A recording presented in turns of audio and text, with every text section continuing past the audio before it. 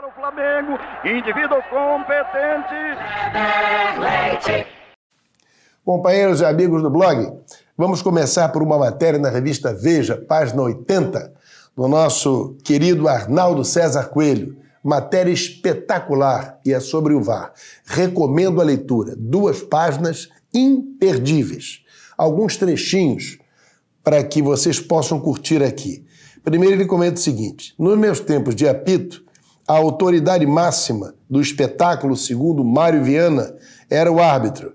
Com o VAR, hoje o apitador virou um mero coadjuvante. Depois, e a partir do momento em que se criou esse grande negócio milionário que é o apito tecnológico, matou-se a fluidez do jogo.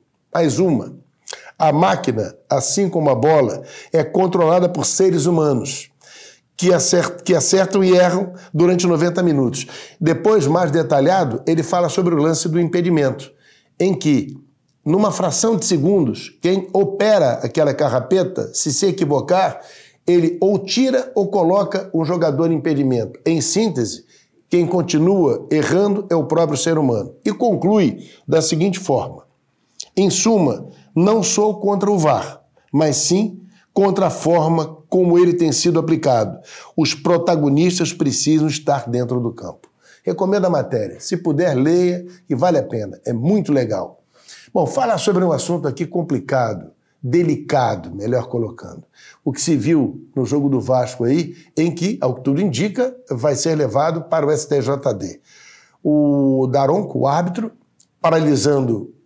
ameaçando paralisar o jogo se não cessassem, segundo ele, as ofensas das arquibancadas para os jogadores do São Paulo, para o time do São Paulo, em que a leitura labial do nosso Vanderlei Luxemburgo denunciou, enfim, todo mundo viu e ouviu até ele dizendo para os torcedores do Vasco: não pode chamar de viado, não pode chamar de viado.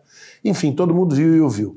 Eu fico me questionando o seguinte: será que há intenção de agredir e ofender algum jogador de São Paulo?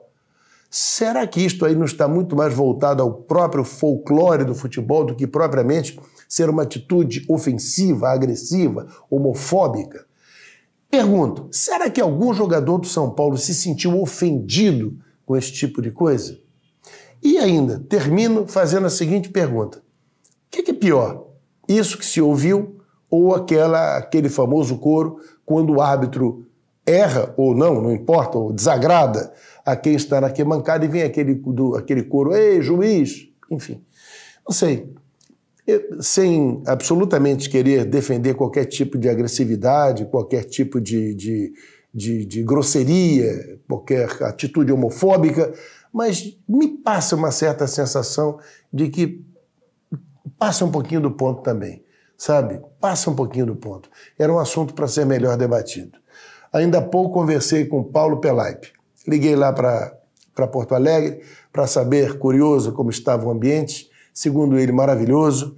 Todos num clima excepcional, num lugar paradisíaco, em que está completamente livre da possibilidade daqueles foguetes, aquelas coisas desagradáveis, em que os jogadores são importunados por torcedores da equipe adversária, em que se leva do aeroporto para lá 40 minutos e pouco mais de lá até o local do jogo, que será no Gigante da Beira-Rio, percurso parecido igual ao do Ninho do Urubu até o Maracanã, em que está tudo maravilhosamente bem, já foi muitíssimo bem recebido, tudo nos conformes.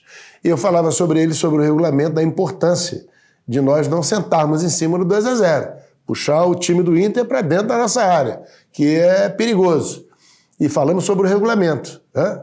Bom lembrar que o regulamento da Copa Libertadores ajuda muito a quem faz gol no campo do adversário. É diferente do regulamento da Copa do Brasil, em que não existe isso. Para se ter uma ideia, uma decisão por pênaltis,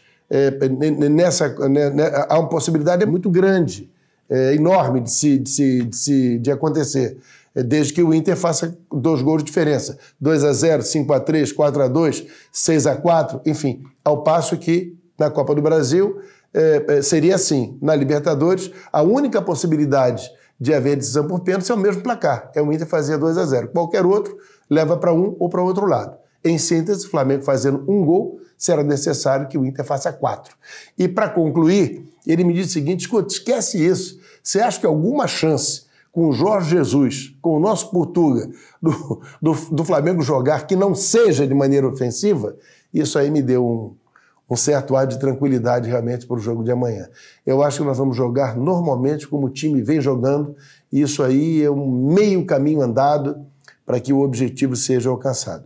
Para concluir, falamos sobre o Cuéllar ainda, sobre o que acontecerá depois, e só Deus sabe.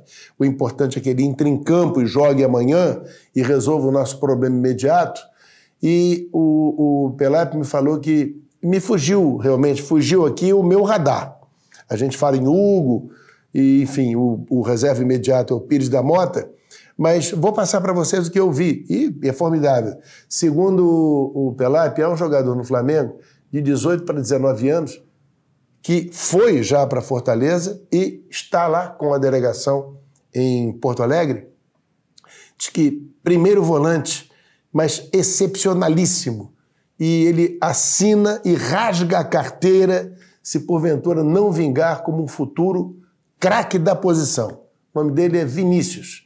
Diz que joga muito e que a tendência natural é que no espaço de tempo muito curto seja ele o futuro titular na posição do nosso time. Por enquanto ficamos aqui na expectativa do que vai rolar hoje em São Paulo, de quem será, se Deus quiser, o nosso futuro adversário. Um abração a todos.